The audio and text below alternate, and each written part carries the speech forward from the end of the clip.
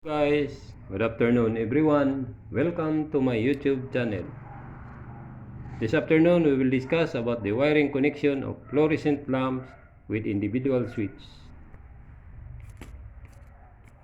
This is the supply line side, line 1 to line 2, or ground or neutral.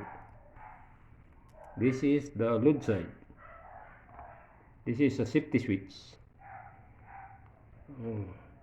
Line 1 natin, naka-connected siya sa switch tugang. Switch number 1 and switch number 2.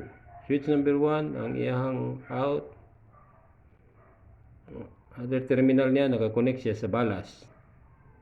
Then, ang other terminal sa balas, naka-connect sa fluorescent. Then, ang fluorescent, other terminal, naka-connected siya sa starter. Then, ang other terminal sa starter, naka-connect siya sa fluorescent.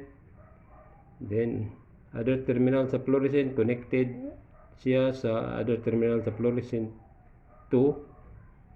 Then, connected together patungo sa ating line 2, sa safety switch. Then, the other switch number 2, ang iyang other terminal sa switch patungo sa balas. Ang another terminal sa balas patungo sa ating fluorescent terminal lamp number 2. Then, ang other terminal naka-connected siya sa starter. Ang other terminal sa starter naka-connect na naman sa other terminal sa fluorescent. Then, patungo sa other terminal sa fluorescent para connected siya sa other terminal sa fluorescent number 1. Connected together para sa ating line 2. Then, another wiring diagram, connection of incandescent lamp with individual switch. This is a safety switch. This is line 1, line 2, or ground or neutral. This is load side. This is our tugang switches. Switch number 1 and switch number 2.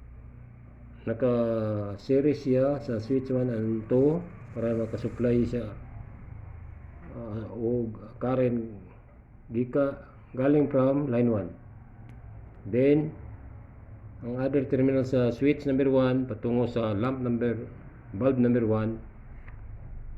So, ang other terminal sa bulb number 1 naka-series siya sa bulb number 2, then connected together patungo sa ating line 2, the safety switch. Then, the other switch number 2, ang other terminal niya, patungo sa other bulb number 2 terminal. Then, ang other terminal, nakaseries siya sa bulb 1, then connected together patungo sa ating line 2.